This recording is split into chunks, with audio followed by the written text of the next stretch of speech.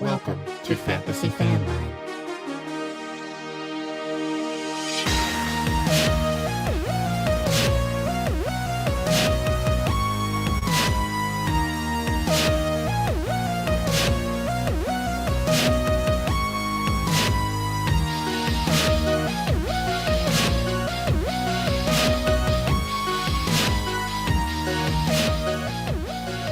Hello, everybody. Welcome back to Fantasy Fanline, the only fantasy football call-in show putting you on the air with industry experts. I'm your host, Greg Scalera. Welcome back for those of you who have been with us all season, all the way here to Week 12, Thanksgiving. Happy Thanksgiving. If this is your first time tuning in, welcome to the show.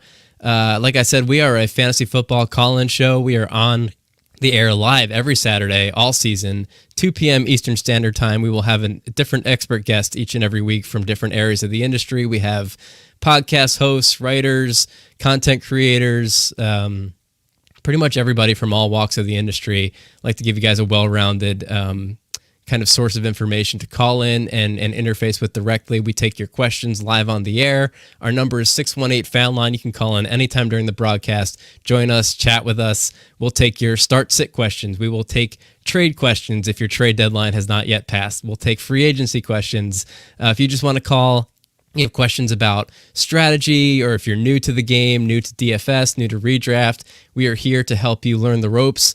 Or if you just want to call and shoot the breeze, if you have a topic that's on your mind or questions about injuries, personnel changes, we will help you put these things in context. That's what we're here for. That's why this show exists, and we'll do the best we can for you. So we are live every Saturday on Facebook, YouTube, Twitch, Twitter. You can watch us live wherever you want to find us. Every episode is released in audio format the day after the show. So Sunday mornings, you can find us on your favorite podcast platform. So without further ado, I'm going to bring in today's guest. We have John Lanfranca on the show. I'm going to bring him up on the screen here. John, dude, he is from Fantasy Sharks. So excited to have you on today. I've been looking forward to this one for a long time. How are you, sir? Happy Thanksgiving. Happy Thanksgiving to you. Yeah, I really appreciate you having me on, and I'm looking forward to this hour. Yeah, me too, man. Let's talk a little bit about you, your background in the game. Tell the people where to find you, on Twitter, where to read your articles on Fantasy Sharks, because you put out a lot of great content. You're one of my favorite follows, and I say that about a lot of the guests I have on the show, and it's always true. Everybody I have on here, I am a fan of personally. I listen to your show, and I'm thrilled to have you here, man. Well, yeah, I bet you found a lot of people that you have as guests on your show through Twitter. I mean, it's a great, content, place to find content. I've been actually started writing for Fantasy Sharks, focusing on redraft back in 2007. So in 2020, I decided maybe put the writing to bed for a little bit, focus on podcasting. And so I do the whole podcast for Fantasy Sharks, editing, recording, and producing all by myself. Obviously distributing as well. My background really started in redraft football handicapping. It's the only sport really that I handicap. I don't, bet on baseball. I don't bet on on basketball. Little bit of mixed martial arts, but mainly football, some college football. That's really all I do is watch football. I don't focus on the other sports. And I have had almost 20 years experience handicapping now. And obviously that transitioned to DFS in the early, 2011 to 2014. As it's become, more serious now, feel pretty comfortable with where I'm at. So go to @JohnnyLFootball on Twitter and FantasySharks.com for my weekly podcast, usually released on Friday or Saturday. That's a heck of a background, man. I didn't realize you'd been creating content that long. I mean, we probably... I don't know that a lot of people have been playing since 2007, let alone, writing articles, doing research. We probably have people listening to the show who were born in 2007. I constantly have to remind myself that it's 2021, but here we are, man. That's awesome. And it takes, you're a braver man than I. We were talking a little bit before the show started about how I retired from DFS years ago and sports betting. My approach to season-long redraft fantasy football, and the reason that format attracts me so much, is that I consume so much content over the course of a season that I feel like it offsets the luck aspect of fantasy football, because I continually make educated guesses and put myself in a position where I feel like I'm getting it right slightly more often than not. And over the course of a season, I feel like that adds up and puts me in a position where I'm more likely to succeed than not. But any given week, I mean, you throw down money on a game and you just, I mean, especially this year, it feels like every week there's an upset that has people scratching their heads and saying, how in the world, did the Titans lose to the Texans or whatever? And just how do you deal with the chaos of it? Well, you sound actually a lot like my older brother. We actually were playing fantasy in the mid '90s, and we started the league in like 2003. But he's not into sports betting, and I always tell him, and I'll tell you the same thing. I think it's probably more about how to attack it, because I guarantee if I set the parameters on how you would handicap games and how many games you'd play and what kind of game, what to be looking for, I bet you would do very well with your knowledge base. You have the knowledge. It's really just applying it to sports betting and DFS. Now DFS, the rake has become so high on FanDuel and DraftKings in particular. It is a hard game to beat. It really is. Sports betting, I feel like you actually can pick and choose, that we have the advantage as sports bettors where, we have this huge slate of games. We can narrow it down to only what we like. And I think even someone like you is like, oh man, this backdoor touchdown cost me my bet. It's so chaotic. I bet you would do well over the course of the season if I set the parameters for you, Well, first of all, I'll say that your older brother sounds like a wise man, and hopefully he's not listening to this show so that he won't hold this over your head. But I get it. And I think it's a really important distinction to have the knowledge versus knowing how to apply it. And I'm glad you brought that up, because I feel like where people really fall short in sports betting and DFS in particular is knowing what to look at in order to make those educated decisions. Because I feel like you're looking at different things sometimes than you're looking at in traditional redraft, sort of fantasy football formats. And people who are well educated in fantasy football and who do well in redraft, that's not always a one-to-one correlation with DFS. Am I right? Oh no, you're absolutely right. DFS, it's a whole different game. It's just that it's almost in a way like so much about redraft, and you have your finger on the pulse of all the types of opportunities and targets and injuries, and you're probably up to the second. You might get alerts. It's probably making you anxious that you can't look at your phone and get alerts. Like for me, on a Friday, like I want to know the latest news before anyone else knows it. And so like on a Friday or Saturday, and honestly, like you have your finger on the pulse of that. It's just a matter of how you apply it. Like you said, that part of it and how to do it optimally.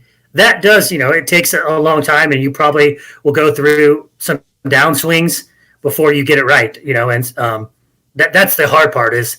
I think a lot of these guys that have done so well in DFS, I think the thing that got them there was a huge score earlier in their career where they just got lucky. And that gave them the opportunity and the bankroll to make a ton of mistakes. And then they learned along the way. And I think that's really what separates someone like me who doesn't have a 100K score and someone that did 5 years ago. That might be the only difference between me and one of the top pros. Sure. I mean, a lot of people's, gambling experiences and any kind of betting, including DFS and I guess redraft fantasy football to some extent, is colored by their earlier experiences. I mean, I went to casinos a couple times when I was young and I could first do it. And I lost immediately, not a lot, but enough that I was miserable the rest of the night. And now I think of that every time I go to a casino and I stay away and I just go see shows. And I feel like if I would be in worse shape if I went and I won early, then I would spend the rest of my life chasing it. I don't know, man. It's all very interesting. It's a growing market of a very popular industry, DFSs these days. I know a lot of people are looking to make the transition into it. We have a couple of questions from people who wrote into our mailbag today that we'll look at in just a second.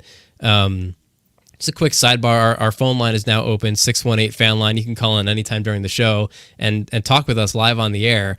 If you can't give us a call, you can comment wherever you're watching us, and we will see it here through the magic of technology. So you could drop your questions anywhere you're watching us. We will take a look and give you our best answer on the show. But over the course of the week, if you're looking ahead and a question comes up and you can't make it to join us on Saturdays, you can write us at fantasyfanline.com to our mailbag, and we will talk about them on the show like we're going to do right now with some newcomers to the DFS world, starting with Allison in New York.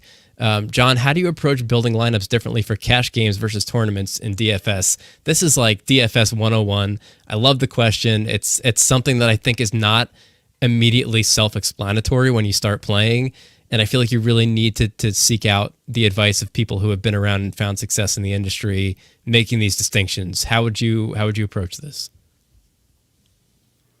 Okay, so I'll start off by saying my specialty is smaller field tournaments. So I don't play any cash in DFS. Now, I've played plenty of it in the past, and I just kind of moved beyond the thing I thought was least profitable, which was cash. For me, to me, tournaments is much more intricate and much more difficult. I mean, I can probably guess the professionals' cash lineup I can probably look at a slate and within 15 minutes come up with most of the guys that they'll be playing in cash. And the reason is it's just as simple as finding, the highest floor players and guys price per dollar that you can get in your lineup to raise the floor of it, because you really only need to be in the top 45 to 48% of the percentile to double your money or get close to. And it's all about simply taking away the risk of guys that are hit or miss and raising the floor of your team. And really, they are two completely different games. I have a pretty long-winded way I build for tournaments. Do you want me to go ahead and get into that? Oh, sure, man. We got nobody on the line yet, so do your thing. Take your time. Yeah. Okay. So when I'm building a tournament lineup, obviously there's about 4 to 5 pillars that I like to bring up. First, obviously, is stacks. If you're gonna win in a tournament, you're gonna have to stack players. So that's 1A. What games do I want to look at? Usually higher total games, or games that I believe are maybe the total is sitting at 47, something like the Steelers-Chargers game last Sunday night, where we saw it go way over the total. Obviously, the higher total games, the players will be more highly owned and more popular. But the first pillar is correlation, or is stacking players. And then off of that is players that could be correlated with your main stack. So we have to identify which stacks we want to use. That's one. Number 2 is what I said in cash games, simply just price, per dollar. I mean, points per dollar. Which guys are just underpriced and undervalued for their opportunity? Maybe they don't have this huge ceiling, but they might be sitting at min price, and you think they can get 13 points. Are they worth throwing in your tournament lineup? So you have to decipher that, even if it's not a quote-unquote high ceiling player. My last 2 pillars are a contrarian play, usually guys that are under 10% owned.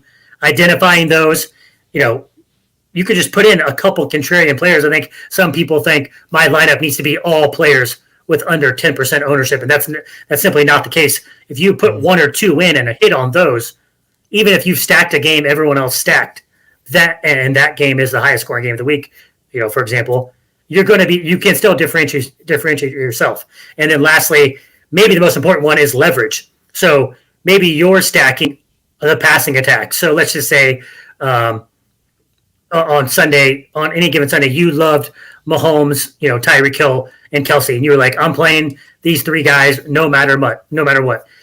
But Clyde Edwards-Helaire was going to be 8% owned. He would be a massive leverage play, because if he rushes in a TD, not only is he under 8% owned, but you have leverage over the rest of the field and leverage over the passing attack of the Chiefs. So those are the 4 ways to look at it. Stacks, just simply points per dollar, underpriced players, contrarian players, and then players with high leverage. And of course, there's plenty of overlap between these as well. But that's how I like to break down when I make my lineups. Yeah, those are great points, man. There's a lot to unpack there. The Clyde Edwards-Helaire example, I really like as a contrarian play from this past week, because a lot of people like that game, like the over-under, like the Chiefs side, but they like the pass catchers.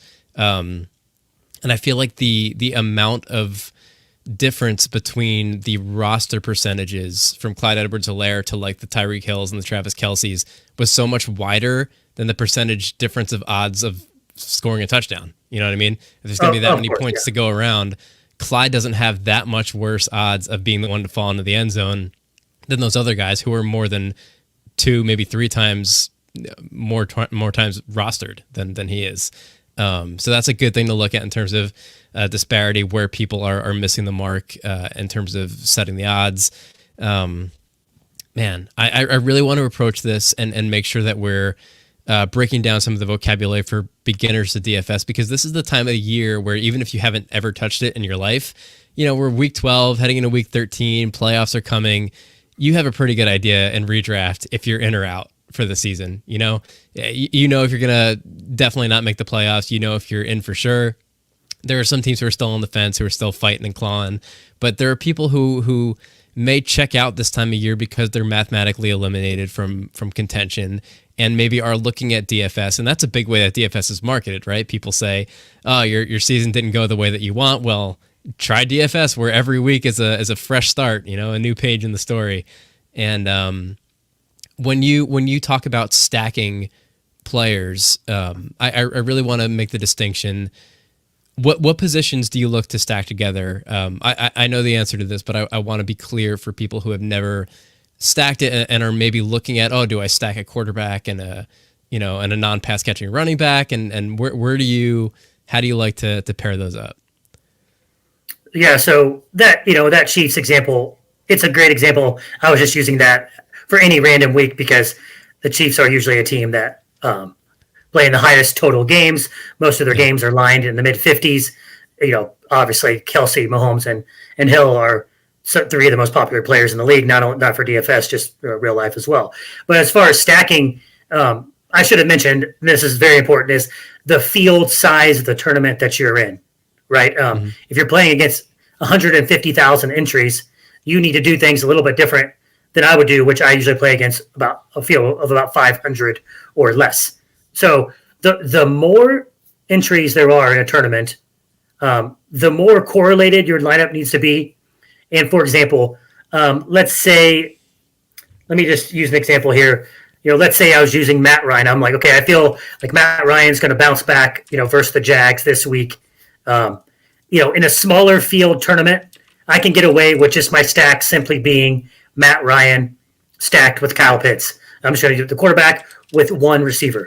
Now, normally when I stack, I'm still using two receivers, but in a larger field tournament, you definitely want, that Matt Ryan, Russell Gage, Kyle Pitts, run it back with James Robinson. That's a game stack. And you could even go farther than that. If the Falcons were to really do well, let's say Cordero Patterson plays this Sunday. I mean, I know he's still questionable, but the larger the field tournament is, don't be afraid to run out a full onslaught of Falcons, and that is stacking the quarterback with the running back with two receivers. It sounds like, they would never, be able to obtain their ceiling all at once. But I promise you, look at the large field tournament leaders, look at the top five, and you'll say, wow, I would have never put in this correlated of a lineup. So don't be afraid to over-correlate, especially if you're in a field of 10,000. Really, 10,000 or more is kind of what I say is a true large field tournament. Right, because you got to look where nobody else is looking in those situations. And I promise you I won't release an isolated soundbite of you saying, don't be afraid to run out a full slate of Falcons. You heard it here first, folks. John Lanfranca loves the Falcons this week. I will not play one Falcons player this weekend, just to be clear about that right now. Yeah, running out the full fleet is nightmare material. But when you say run it back with a James Robinson, for example, so what you're really doing is you're projecting the game flow of that game, right? You're saying that I project the Falcons to trail, so they're going to throw a lot more, and I project the Jaguars to lead, so they're going to lean on the ground game, correct? Yeah, I'm looking at the Vegas odds, and I'm looking at the key numbers. The total of the Jags Falcons is middle of the road, 46.5. But I mean, the Browns-Chargers game that we saw, one of the highest scoring games this year, the total was 47.5. The Steelers-Chargers game last Sunday night, the total was 47-48. So people weren't attacking that game because they didn't think it was going to be some massive shootout. So what I'm saying is if that was the game that I happen to identify and say, wow, I don't think it's going to be a 46.5. I think this is the game's going to end up being 38-31. Obviously, that's very rare when it happens. Mm-hmm. But if you were to identify that in a larger field tournament and go with it, and you were right, that's how you would actually make some serious money. And when I say run it back, that is simply saying if one team's scoring, the other team's going to be pressing the issue as well to keep up the pace. And so, if you're going to stack a bunch of Falcons, you need to say, well, if this game is 38-31 and I'm right, that means the Jags scored plenty of points as well. So I might need at least one Jags player in there. I'm just using the Falcons-Jags as an example. Please don't go out and stack a bunch of Jags and Falcons. I just wanted to make a point. Purely hypothetical. Yeah, you're looking for markers in games that suggest to you that there's a chance that the over/under or the game script could be very different from the general expectations set by Vegas and the public. That's all really good stuff. A couple just more general DFS points before we move on to the next question. When you're looking at head-to-head lineups or cash lineups, and you're talking about taking high floor players without as much potential to disappear, I know there's a ratio of cost to expected points that people should look at. Is it 2 times? Is it you? For example, so that I'm not just speaking in hyperbole, if an Allen Robinson, for example, costs $5,000 on DraftKings and he's averaging 10 points a game, is that the ratio that you're looking at? Is it 2.5? It has been a few years since I have done this, and I just want to make sure I'm getting the metrics right here. Yeah, and I don't want to. Again, I have barely played cash in the last 3 years, so I don't want to say this is the number 3.15. I say what I normally say is like 3x, 2x is not enough. If you play Christian McCaffrey at 9,000 and he only scores 18, that's not enough for a cash game. Roughly, I want to say the cash game, you're looking at 3x. You can if you play a player that costs 4,000 on DraftKings and he scores 12, that is fine in a cash game. Obviously, you're going to need some, but that 3 to 3.5x, maybe it is 2.8, but 2 is definitely not enough. That I am certain of. Well, this is probably a good segue to our next question from Luke in Florida, who wants to know, who is your favorite cheap quarterback this weekend for cash DFS? And we can also, while we're at it, talk about favorite bargains for tournament quarterbacks this weekend. Yeah, so I would not recommend in a cash game playing a cheap quarterback this week. I just wouldn't. But the two that if you are intrigued by, Cam Newton is the 12th most expensive quarterback on DraftKings. He's actually the 3rd most expensive on FanDuel. So you can see a pretty big discrepancy. One reason is DraftKings has a bonus for 300 yards passing, which he very likely won't get. But still, that's still a 3rd to 12th. That's a massive difference. So my answer would be Cam Newton and Tyrod Taylor. And the simple reason is, you can already say it, is just the rushing floor, the likelihood that they're going to rush, for 30, 40, 50, 60 yards. And if they, one rushing TD, your cash game lineup's probably going to do fine. Now, both guys still have very low floors. If I'm in a cash game, just give me Tom Brady versus a pass funnel Colts defense. Now, is that a general recommendation? Do you not like building cash lineups around cheap quarterbacks in general? Is that just this week nobody jumps out at you? That a general, I would say, if you were playing cash game 18 weeks, probably 14 to 15 of them, you're probably going to pay up for quarterback in a cash game. Okay. It just doesn't. It's been kind of proven, the data bears out that going cheap at quarterback, people aren't good enough at accurately predicting players' floors enough times to be profitable over a season in cash games by playing cheap quarterbacks. Yeah, good insight. Those are the two that I wrote down as well for that question, were Cam Newton and Tyrod Taylor. And like you said, it's mostly just because of the rushing floor. That floor I think exists a little more with Cam than it does with Taylor. Taylor had a pretty good week last week, but it wasn't thanks to any sticky metrics. It wasn't there on the back of yards or pass attempts or even rushing yards. It was 2 rushing touchdowns. He's certainly a guy with the ability to do that any given week, but you can't bank on it.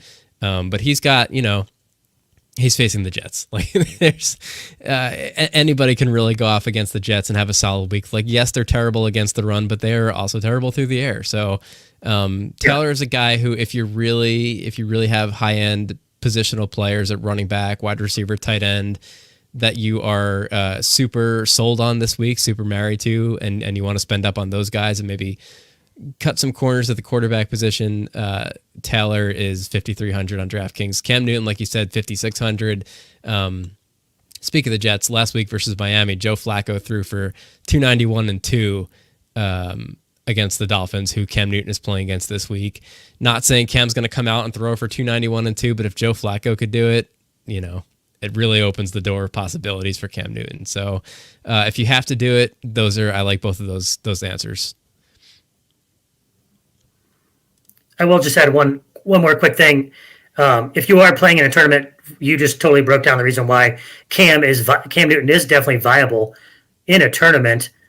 Now the Dolphins-Panthers game is the lowest game total of the week, odds-wise at about 42, which is extremely low. Once you're getting near 40, you're getting into, you're at the risk of a 17-13 type final. But for the reasons you just stated, and Cam is always live to rush in 2 touchdowns. I would much rather play Cam in a tournament than I would in a cash game.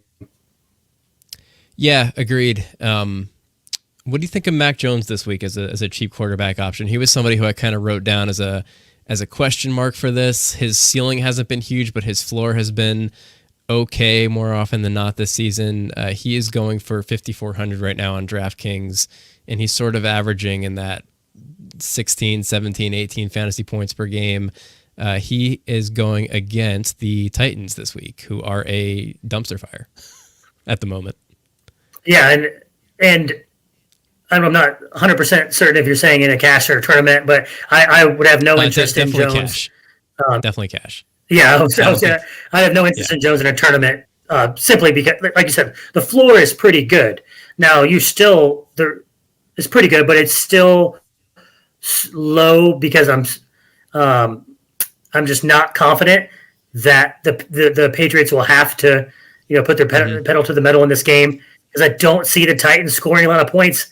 Mac Jones can throw 2 TDs and go 220 yards, efficient, and throw 2 touchdowns, and it wouldn't kill you in a cash game, and that's fine. But if he doesn't throw 2 TDs and they run in a couple, and he scores 9 points, but the Patriots dominate the game, that's not only in the range of outcomes, that's probably one of the most likely outcomes in this game.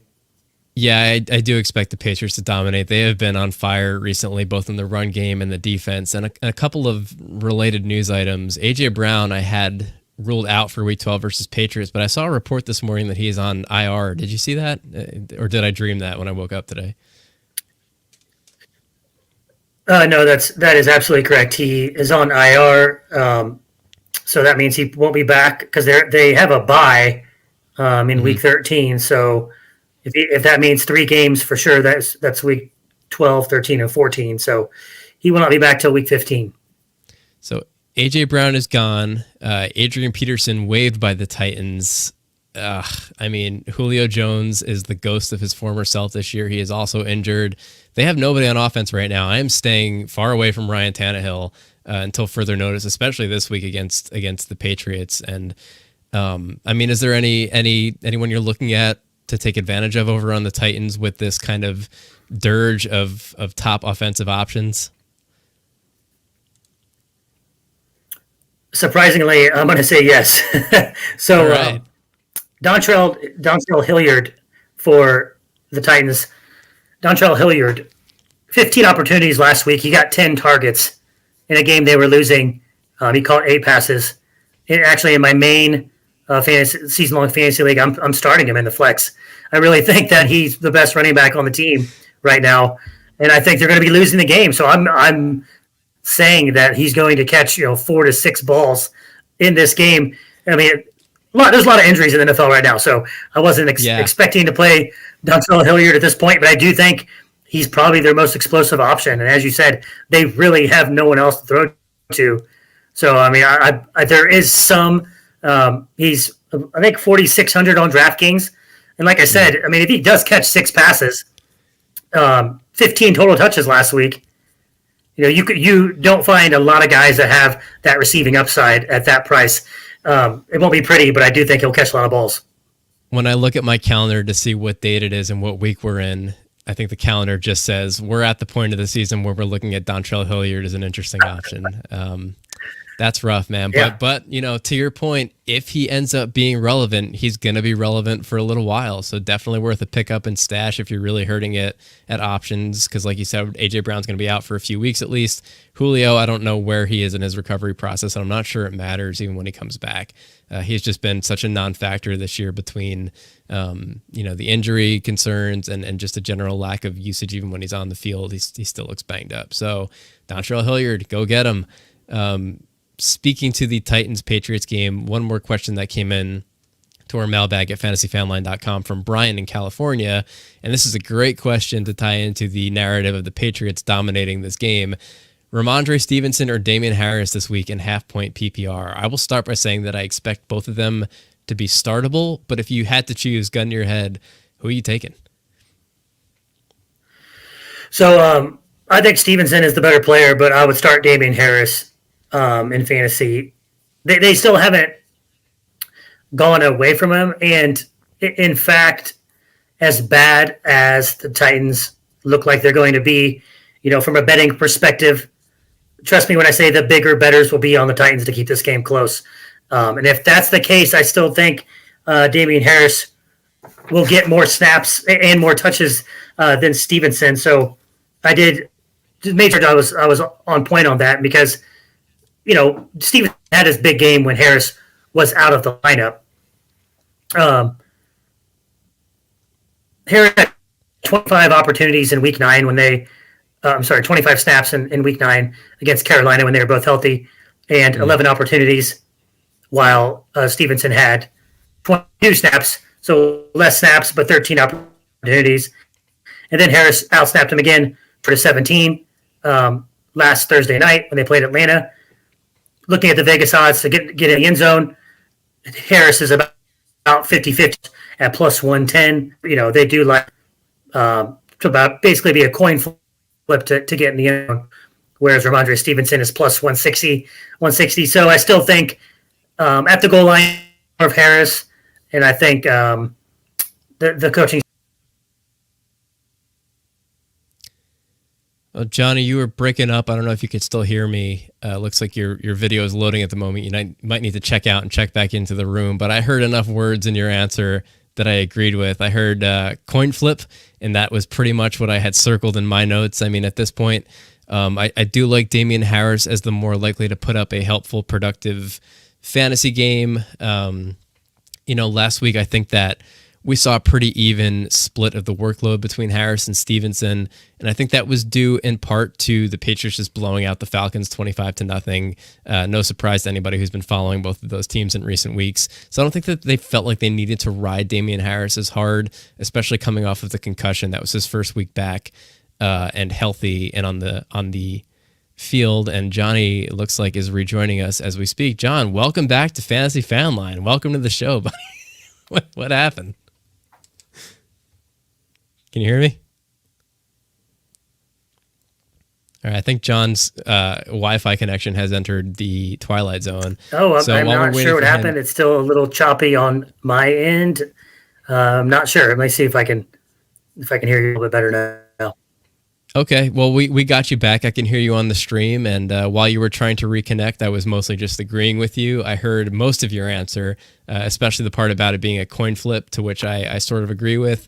And I was saying that I think that the kind of even 50-50 split in usage last week was as much due to game script, the Patriots just blowing the Falcons out 25-0. I don't think that they felt like they had to ride Damien Harris as hard as they probably would have liked to, especially coming off of his concussion, his first week back on the field. Johnny, we are dropping you again, so we're going to wait for Johnny to kind of reestablish his connection here. So just a reminder to anybody watching and listening, our phone lines are open, 618-FANLINE. If you want to call into the show, keep me company while John tries to rejoin us. I could use somebody to talk to. I need a friend. So 618-FANLINE if you want to jump on the show with us here. And it looks like, John, are you on your phone now? Yep. Oh, calling an audible at the line of scrimmage. I love it. I'm still here. All right, man. Well, I think we can put a bow on that question. The answer I think I would play is Damien Harris. I don't think Rhamondre has taken that job yet. I know he's the new hotness in recent weeks, and he looks great on the eye test. He looks like the better player, but I don't think it's his job, and I don't think it's going to be as much of a 50-50 split as we saw last week. I think Damien Harris is still going to get more of a 60-40 workload until proven otherwise. I mean, he could very well come out and fumble the ball on the first snap, and we never see him again. So that's the Patriots backfield for you. All right, so we'll move on to a different question here. Sal in Massachusetts wants to know if Gronk is a top 5 tight end rest of season. John, what do you think of Sal's question here? That's a totally fair question, and the case for Gronk is pretty simple. That 3 of the 4 games he's been healthy, he's got 8 targets, right? I mean, he's only had 4 fully healthy games. He's 75% of the games got 8 targets, and Antonio Brown was healthy at the beginning of the year, because one of my reasons is going to be when AB gets back, that's going to thin out the targets for Gronk and the other tight ends, and obviously for Evans and Godwin as well. I would say no is my answer. Then I'm still taking Kelsey, Andrews and Kittle clearly over him. I still would have had Waller over him. We'll see what Waller's injury is, how bad it is. The 2 other tight ends I think I rank over him still, that I'm starting over him, is Dawson Knox and Dallas Goedert. Dallas Goedert got a TD call back last week, the week prior, perfect pass deep down the field in his arms, and he dropped it. So, I mean, yeah, of course you can say what if, but I still think we've kind of seen the floor of Goedert, and he hasn't had his true breakout. And I would clearly start those 5 over him. I think once you get into like the Dalton Schultz, Gesicki category, I personally would have started Schultz over Gronk this week. That might be unpopular. I probably would go with Gesicki over him as well. But that's about it. I mean, 8 to 9 tight ends. Obviously, he has that TD upside. His floor is still 0 because he could play 10 snaps and be hurt rather quickly. But might depend on how the rest of my roster looks. If I'm shooting for a true ceiling, if I feel like I'm the underdog of a certain matchup, I might go with Gronk to try to hit that 2 TD game to put me over the top. But there still is 6 to 7 tight ends I'm probably starting over him. So one name who was absent from your list that you just put out that I'm wondering where you like him in relation to Gronk rest of season is Kyle Pitts. Because I feel like there are a lot of people who drafted Pitts and maybe picked up Gronk off waivers at some point in the season and are now in a situation where they have both guys and kind of 2 bigger name guys at this point in the season. Maybe some of them are wondering which one to sort of get some value for in a trade. Who would you rather keep? Yeah, so obviously, if we're talking strictly redraft here. Strictly redraft. And I'm going to slight lean towards Gronk. At a certain point, you just got to come down to, let's look at red zone opportunities for the offense, the passing attack in general. Pitts is going to, draw the main concern of the defense and the defensive game plan most weeks.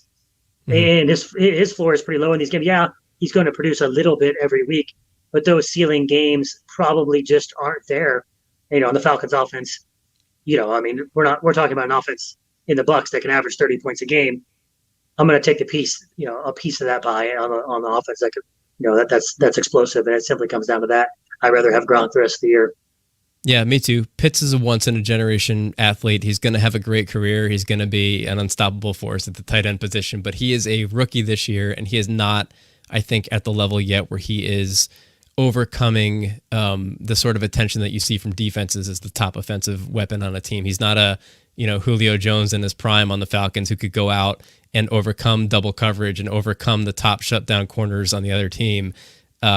Pitts is going to succeed and thrive in situations where the defense is really distributing their attention to other options, like a Calvin Ridley when he comes back or a Cordell Patterson when he's healthy.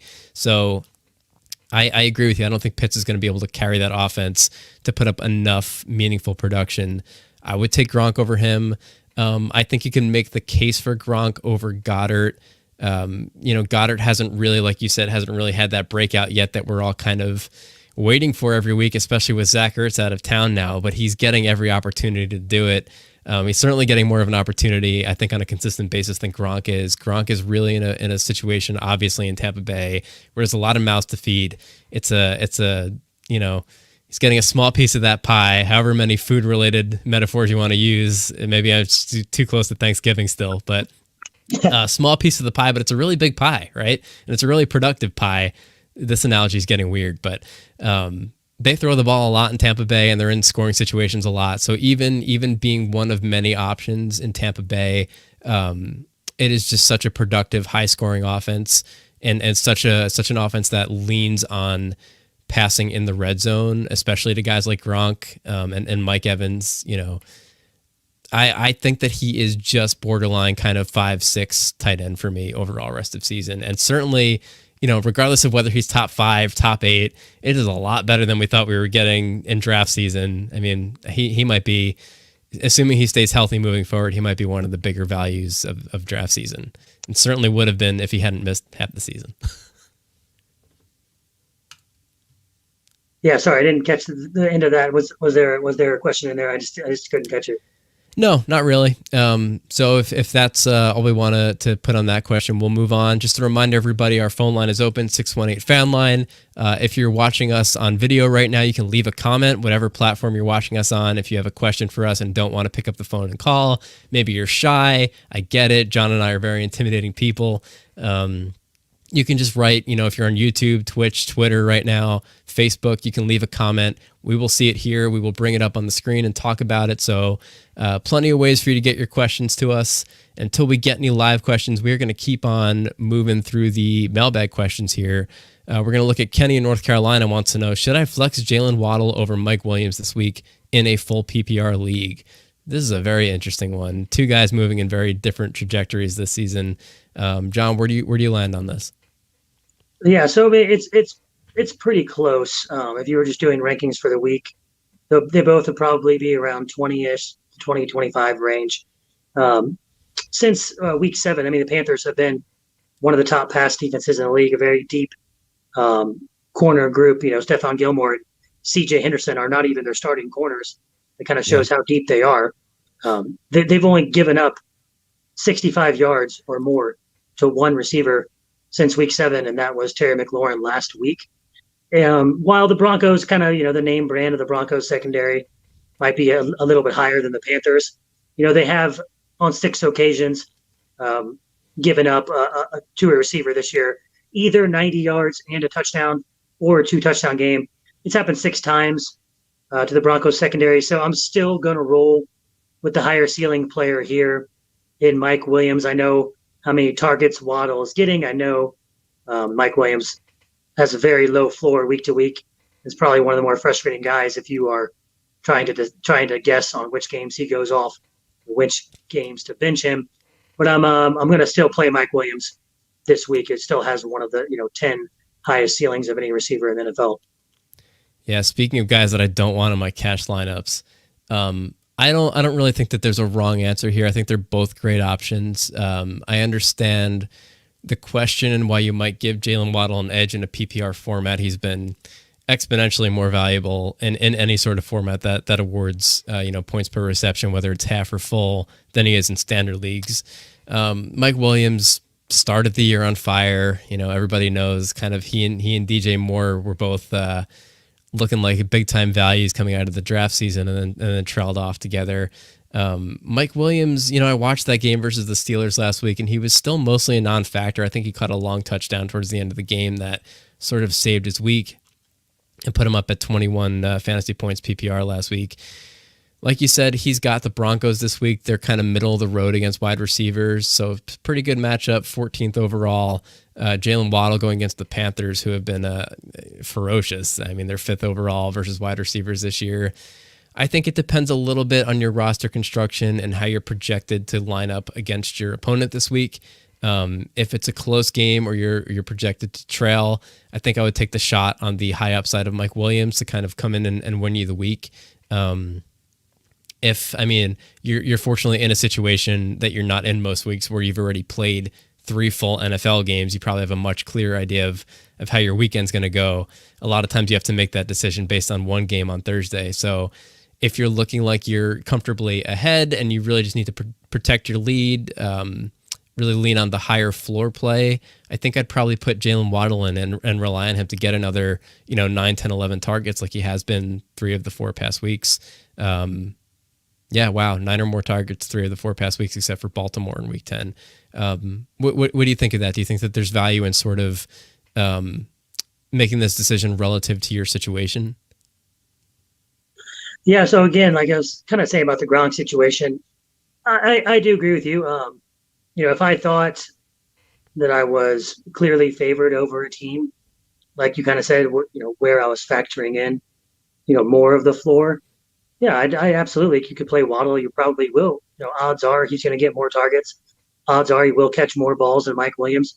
Jalen Waddle has only scored in 2 games this year, though, and really he's only scored in 1 game since week 2. He scored in week 1, and he's only scored in 1 game. That was twice versus the Jags over in London, and that's it. I mean, he has not gotten the end zone one other time. So yes, the PPR floor is there. Once we get into half PPR or standard leagues, I'm really not considering starting Waddle, though. I think in full PPR, you could definitely make the case for the floor, given your situation, exactly like you were saying. But I mean, I'm probably just gonna go for it and opt for the player and the more explosive offense and the higher total game in the Chargers and Broncos.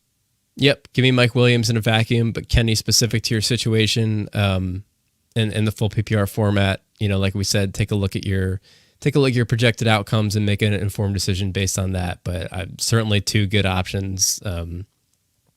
Good luck. Thanks for the question. So we're going to keep it rolling here through the mailbag. I see a few people watching along the show right now. Just a reminder, you can pick up your phone and join us live on the air. Welcome to show business. 618 Fanline. You could be on the show with us right now, asking your questions heading into week 12. This is an important time of year. And if you want custom tailored advice, you can pick up your phone right now and get it for free. 618 Fanline, or leave a comment wherever you're watching us. In the meantime, we will take another look at a question that we got over the course of this past week. And it's probably a pretty popular question right now. Joseph in New Jersey, represent NJ. Let's go, Joe. Is 15 plus carries the new normal for Miles Sanders, or was last week a fluke? The $1 million question coming out of the Eagles' backfield right now. What do you think? So I'm a little bit jaded with this question because I made a trade for Miles Sanders. And I think it was week 6 or 7, the week he got injured in the first quarter versus the Raiders. Week 7, yeah. And, I made a trade for him, right before that game. And my condolences. Of course, the Eagles have ran the ball 41 times per game since then. And then when he got back last week, they ran it 50 times. So if Jordan Howard was healthy, Jordan Howard played 13 snaps last week. He had 10 carries in those 13 snaps, and eight of the carries were in the first half. So Jordan Howard was going to be involved. So if you would ask me this and Jordan Howard was healthy, I would say it wasn't a fluke. It's not the new normal. But now that Jordan Howard is going to probably be out for a couple games, I think you can pretty much, like I say, guarantee it. But the game plan will be to get Miles Sanders 15 carries a game. I promise you that, based on what we've seen from the Eagles in the last 5 or so weeks. I just think, this offense is running over 40 times a game. Sure, Jalen Hurts is part of that. But Miles Sanders is going to still be the starter, carry the load. And that 16 carry, 2 to 3 catch, performances and production is really what you should get from a team like the Eagles with a solid offensive line, defense is playing better. I think they see this is the formula, obviously, to win games. It's been night and day since they started running the ball a little bit more, as everyone was kind of clamoring for. So I don't think it was a fluke at all, and I think you can trust Sanders as your RB2 moving forward. Yeah, this has been a really interesting storyline throughout the season because, Miles Sanders, great player by every metric, every stretch of the imagination, including the eye test, looks good on the field. Every time he touches the ball, it seems like he's breaking a big play. And the usage was such an issue towards the beginning of the season. I remember people in Philadelphia kind of facetiously, sarcastically cheering every time Sanders got a touch because he was just, first couple of weeks, 15 rushes, 13 rushes. After that, 2, 7, 11, 9, 6 were his carry totals. for a runner of his caliber to be touching the ball less than 10 times a game, it was inexcusable, and it wasn't working for them, and the fan base was letting them know that it wasn't working for them. The win-loss record was letting them know. And weirdly enough, there's a very deliberate offensive paradigm shift on that team that coincided with Sanders getting hurt and leaving in week 7 versus the Raiders, like you said, which, by the way, please let us know next time you're trading for a player so that we know that they're about to get hurt. We would appreciate the heads up. But I don't know how much of that is just coincidental timing. It seems to me that losing your top running back is not the best time to wake up and say, maybe we should be giving the ball to our running back corpse more times. Sanders is far and away the best running back on that team, I think. I don't know that they think that because they're still getting the other guys plenty involved. And this is a really, I get asked a lot how important it is to watch all of the games if you're playing a lot of fantasy football. Can I still just watch, my home team's game and kind of take a look at the stats, the day after, Monday morning, Tuesday morning? And more often than not, I think that that's okay as long as you're consuming the content around it that puts those stats in context. Because if you just look at the box score from last week, which I should probably bring up, that game against the Saints, Miles Sanders had 16 rushes for 94 yards, which looks great. I don't think that that's going to stop, but it is important to know that during that game, he did lose a fumble, and he almost lost the second one. I think went out of bounds, and he was in the doghouse for a little bit. So he saw a lot of work early. Then he left the game. He was benched, and Jordan Howard came in, got a bunch of touches, and got hurt. So Miles Sanders came back in and finished with a really strong stat line. But it's just an important risk factor to keep in mind moving forward, that if Sanders continues to have fumbling issues, I think that there's a world where they feel comfortable enough with Boston Scott and Jordan Howard once he comes back, who, by the way, is out this weekend, I believe, ruled out with a chest injury. It's important to know that Sanders, there's a world where he can maybe lose a share of that job if he keeps putting the ball on the ground. I think that the coaching staff is not afraid to bench him, to teach him a lesson, and lean on their other guys who have really carried the team in his absence. And like you said, of course, Jalen Hurts is going to get some of that rushing work. So I do expect as a whole the insane carry count to continue for the running back group because it has worked for them. And as long as Sanders is at the head of that group, he's going to be a rock solid RB2. Certainly as long as Jordan Howard is out, no fear playing Miles Sanders. Don't care about the matchup. They have just really changed direction and invested everything in the running game on that offense. And I love it. It's working for them. It's still working for Jalen Hurts, who's the number 1 overall quarterback. It certainly hasn't hurt his value. I don't know. What do you make of the fumbling issue over there? Do you see that being a long-term problem for Miles Sanders that kind of keeps it as a 3-headed monster in that backfield? I just think that his talent is so much head and shoulders above the other guys that shouldn't be an issue, but you can't always rely on rational coaching.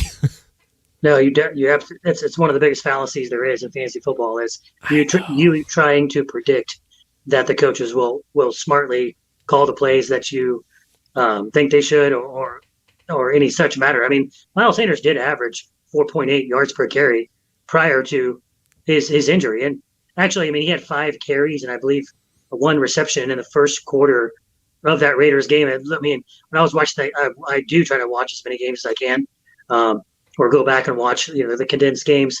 And I was watching that one live, and I was thinking, I absolutely won this trade because I can tell they realize their identity is shifting. But since the identity shift, everything you said was spot on.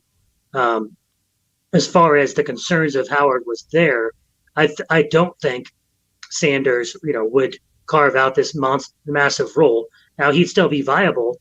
But he's beyond viable now because Howard is dinged up, and simply they run it so much. If he gets 50% of what the backfield production or at least opportunities have been recently, if he just gets half of that, you're still talking about a guy you have to play at RB2, especially with the surrounding cast. Pretty good run blocking offensive line, probably top 10 in the league, and the defense is playing pretty well. So they're not going to get blown out in games. So they're going to be able to impose their will, as they say, with the running game a little bit. That's what they want to do, and they're going to be able to do it. So he's going to get the opportunities. It's again like we talked about the kind of the piece of the pie there. He's going to get a large enough piece to make him an RB2 in fantasy. So I mean, he's a lock and load start for me moving forward. And we can reevaluate if Howard gets back. It is almost 3 o'clock Eastern time, and all this pie talk is making me hungry. But before we take our last mailbag question here, we do have our first call of the show coming in, so I'm going to go ahead and transfer them over to the air with us. And sometimes this does take a second. And I see the call ID. I feel like it may be somebody that you know, somebody coming in from Kansas City. I should have tried to transfer them before I set them up and introduce them. Come on. Hey, caller, are you on with us right now? I guess not. Maybe they hung up. Well, in the meantime, I'm going to put our last mailbag question up while I try to transfer them into the room, and we'll take them whenever they join us. But Christine in New Jersey wants to know, can I start Tyrod Taylor over Joe Burrow, or am I overreacting to the matchups? John, what do you think? So, Burrow in the last 2 games, the Bengals offense has not looked explosive. They've seemed content, kind of pounding the rock with Joe Mixon. But, prior to the last 2 games, Burrow had multiple touchdowns in every game, multiple touchdown passes. That's, that included it in a pretty efficient day where he threw 3 touchdowns versus the Steelers earlier this season. So I'm still going with Burrow because I think if they win this game, it's on the shoulders of Burrow. Whereas the Texans coaching staff has made it pretty clear that they were talking about how while their running game wasn't good last week, it was more about attempts for them. And when I hear that from a coach, I'm always like, oh my gosh, the attempts comment. So the Texans are content running Rex Burkhead. That's really all I need to know. I don't really want to play many guys unless Texans offense. Yeah, you're gonna have to roll out Brandon Cooks as a wide receiver 3 if you have him. Otherwise, just avoid it. Play Burrow. I think he's a better play. Yeah, I think Taylor over Burrow is getting a little too cute for me. I understand playing matchups and things, but at some point you got to kind of take the reliable production. Hey, caller, I think you're on the line with us. Welcome to Fantasy Fanline. What's your name? Where are you calling from? Well, this is Chris in Kansas City. Chris in Kansas City. Welcome to the show. Happy to have you. Yeah, thanks. I just have a pretty simple start-sit question for you guys. Shoot. Javonte Williams versus the Chargers, or Jeff Wilson versus the Vikings? That's a good one. Spot. Elijah Moore, I believe, is questionable to play right now. John, what do you think? Okay, so Javonte Williams versus Jeff Wilson, right? That's the question. Yeah. So yeah, I'm gonna roll with Javonte Williams. The Chargers' rush defense is simply, they're be the run funnel defense. They're going to play their 2 high safeties. Of course, you would think the coaching staff and Brandon Staley would make Teddy Bridgewater come out and be the factor that beats them. Jeff Wilson did, no fault of his own, was wide open in the end zone for an easy touchdown reception last week. Those are the little things you might miss if you don't watch the games. Jimmy Garoppolo misses him in the end zone, so that maybe if he catches that, people are more gun ho to play Jeff Wilson. But I'm still I think the more talented player is Williams. I think the Broncos at home. While the 49ers are at home as well. I think the Chargers' rush defense we've seen is one to attack, and Williams, one of the best tackle breakers in the NFL. You got to think if the Broncos are going to hang around in this game, it's probably 17, 18 carries for Javonte Williams. Look, man, if Jimmy G could hit wide open throws, they would have a Super Bowl right now, first of all. Well, dude, I don't even know what you're talking about. I know that was versus the Chiefs, but I think the Chiefs would have came right back and scored in that game. So they would have found a way. On that one. They were the better team that season. I was just trying to bait you there, but yeah, I agree with that take. And to be clear, that is regardless of Elijah Moore's starting status, right? If Elijah Moore starts, it's definitely Williams. But if he's out, you're still going Williams. I mean, you mean Elijah Mitchell? Yeah. What did I say? Moore? Yeah. I had his name up on my other screen. I can't read and talk at the same time. Yeah, apparently, absolutely. But... I knew what you meant. No, if Elijah Mitchell plays, obviously it's Javonte Williams, but I'm probably going with Javonte Williams anyways. Okay, there you go. Chris, what do you think, man? Any follow-up questions? I know, that's perfect. My only follow-up question is there any reason to hold on to Derrick Henry at this point? Oh, that is a great question. I think that this came up on our show 4 or 5 weeks ago. I don't know that it's gotten any more clear since then. I don't think that he's going to have any meaningful certainly regular season playing time. John, do you think that he's going to be a factor at all through fantasy playoffs? So I was predicting when the injury happened that he would come back week 15. Okay. But I haven't heard anything on him, an update to say, oh, he's ahead of schedule or whatnot. If you want to hold out hope that he can come back week 16, but are they giving him the full load right away? Got to probably predict no. So for that reason, I think he is droppable. Yeah, I mean, if you have the luxury of stashing him on an IR slot, I would do it until I absolutely couldn't anymore, just because of the potential embarrassment of dropping Derrick Henry, who could come back and be a championship winner. That is a hard thing to reckon with. And I'm trying to look up the Titans schedule. Like you said, it's hard with a guy coming off of such a lengthy injury. They don't always get 100% of the workload. He might not come back and be Derrick Henry, and you could even end up falling into the trap of him being back and starting him in your championship game and getting a 50-50 timeshare, which I feel like it would still be pretty good for Derrick Henry just because of what he could do with that load. But, he could come out and get hurt again. Oh man, this is just dates. This isn't week numbers.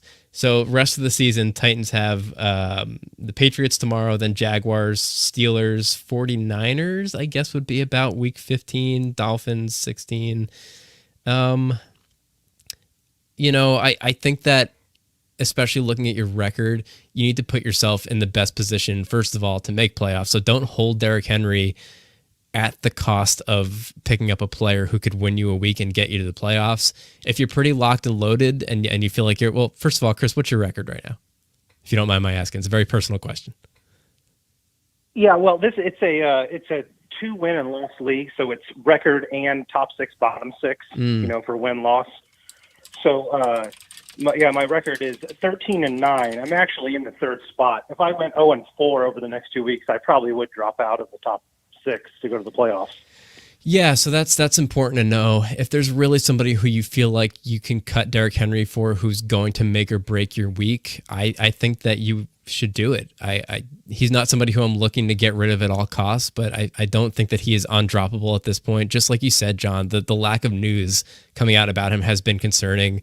No news is bad news in a situation like this. We're not hearing anything about, he's getting close or he's progressing through his rehab process, or sometimes you hear about guys pushing to return ahead of schedule, like Russell Wilson this year. I feel like every day something was coming out about him, trying to beat the timeline, and maybe he shouldn't have, given the way that he's played the last couple of weeks. But I don't think that the team is expecting Derrick Henry back.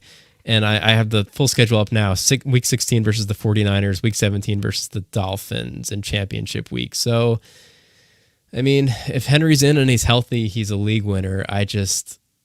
I would not, like I said, I would not hold him for the sake of inconveniencing yourself. If you have to get rid of him, I give you permission to do so. Okay, thank you. You're welcome. I know that's probably been weighing heavily on your conscience. I hope this helps you. Hope this helps you sleep at night. But, like I said, still, if you can afford to hold him, if there's other things you could do to work around it, maybe lose a kicker up until the last minute of the game so you can shuffle around the IR stuff. Hold him if you can. If you can't, don't lose sleep over it. All right. Thank you kindly. You're welcome, Chris. If he comes back and he blows things up in week 17, week 16, feel free to tweet me. I understand. Okay, will do. All right, man. Have a good one. Thanks for the call. You too. Bye. Well, there you have it. We got through all the mailbag. We got our first live caller. John, we are at about an hour. This was a lot of fun, man. Thanks for doing this. Yeah, I appreciate it. Sorry about the connection issues. Hopefully we can do this again sometime, though. I really appreciate you having me on. Not at all, man. Not my first rodeo. Not my first time having a guest with connection issues. I was able to kind of tap dance through it and, keep the balls in the air until you got back on. So why don't you take a minute here to plug everything you got going on one more time. Let the people know where to find you, where to find your podcast, your articles, and, follow you on Twitter. Yeah, first I just want to tell you, I think the concept you have going here is a really good thing. I know you've had on some really knowledgeable guests. It's crucial to do in fantasy football. I mean, 1 hour listening. I mean, like you said, it can replicate watching a lot of games and looking through a lot of stats. You can quickly listen to this while you're doing something else. And also that goes with the podcast that I produce over at fantasysharks.com. My Twitter is at Johnny L Football. So go to either one. I'll tweet out my podcast as well. That one's usually about 30 minutes. So, think about an hour and a half. You can even, if you were listening podcast form, speed it up to 1.5 times speed, like I like to listen to. The guy sounds like but I want to consume as much content as possible. And I like to, there's things I might miss. So I'm going to listen to stuff as well. And so, consume very that. efficient. I expect nothing less of you. And hopefully we can get together and talk more football because, I'm always down for that. Yeah, thanks, man. I appreciate the kind words about the show and the format. And like we were saying before the show, it's really an idea that I couldn't believe already didn't exist. And it's just, I'm a big believer, and I say this every week, I'm a big believer in conversation around information in fantasy football and putting context to just the hard stats and numbers. I feel like you need a little bit of A and a little bit of B to really be the best holistic player and give yourself the best odds to win every week. So that's why it is so important to have knowledgeable guests like yourself on the show every week to connect with our listeners. And, I'm a big listener of your show each and every week. Thanks for the Josh Reynolds call. I did plug and play him actually as a flex in one of my leagues. And that dude ate on Thanksgiving, a couple of catches, big yards, big touchdown. You want to take a flex on that call, the Josh Reynolds pick? Well, it is what DFS is all about. The guy comes in, he has 0 points and 0 catches the week before, and you kind of identify, okay, well, he's min-priced. Here's my chance to take a shot on him in a tournament. I just say, it was worth it. On a 3-game slate, you got to find somebody to differentiate yourself. So I just happened to get that one right. And this is why you stay plugged into the community and you read articles and you listen to podcasts, because if you're just following the trends of recent stats and recent games, there were probably people who turned that game on Thanksgiving and was like, Josh Reynolds is on the Lions? Since when? So, thanks for that call, man. Thanks for doing the show.